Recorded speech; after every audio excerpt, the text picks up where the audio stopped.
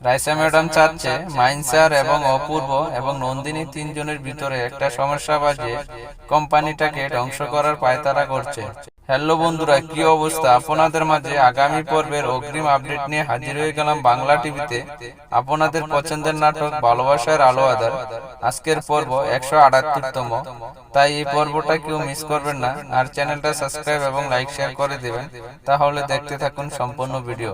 এই পর্বে দেখতে পাবেন জ্যোতি এবং শাহিনের বিয়ে দেওয়া হবে। বিয়ের সবকিছু আয়োজন করা হয়েছে এবং বিয়েতে ফ্যামিলির সবার সম্মতি বিয়েটি হচ্ছে।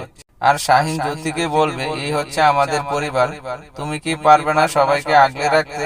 তখন জ্যোতি বলবে, শুধু তুমি দোয়া করো আমি ফ্যামিলি সবাইকে যেন আগলে রাখতে পারি। আর অন্যদিকে দেখতে পাবেন মাহিন স্যার এবং অপূর্ব নন্দিনীর ব্যাপারে সবকিছু জেনে গেছে এবং নিজের চোখে দেখতে পেয়েছে অপূর্ব নন্দিনীকে প্রেমের প্রপোজ করেছে। এসব দেখে মাহিন স্যারের অনেকটা কষ্ট পেয়েছে। অফিসে নন্দিনী আসার পর নন্দিনীর সাথে মাহিন স্যার অনেকটা খারাপ ব্যবহার করবে এবং নন্দিনী অনেক কথা শোনাবে।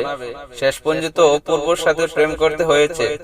এমন সব ঘটনা ঘটে গেছে যে অপূর্বর সাথে আপনার প্রেম করতে হয়েছে, এই কথাটি আর কতবার শুনতে হবে, আর কতবার বলবো? আর অন্যদিকে দেখতে পাবেন মাহিন, নন্দিনী এবং অপূর্ব তিনজনের সমস্যাটা বাজিয়ে রাইসা ম্যাডাম অনেকটাই আনন্দ পাচ্ছে। রাইসা চাচ্ছে তিনজনের ভিতরে গন্ডগোল লাগিয়ে রাইসা কোম্পানিটা শেষ করে দেওয়ার জন্য পায়তারা করছে। কিন্তু রাইসা ম্যাডামের ব্যাপারে মাহিন স্যার এবং অপূর্ব যতটুকু জানে এর চেয়ে বেশি নন্দিনী জানে রাইসা কতটা খারাপ। এজন্য রাইসা কথা মতে নন্দিনী চলতে হয়, যাতে করে কোম্পানি যে কোনো ক্ষতি করতে না পারে। এজন্য রাইসার কাছাকাছি থেকে রাইসা থেকে কথা বাহির করে নন্দিনী।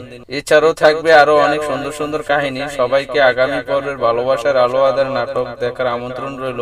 আর চ্যানেলটা সাবস্ক্রাইব এবং লাইক শেয়ার করতে ভুলবেন না। আজকের মতন বিদায়, ভালো থাকেন, সুস্থ থাকেন।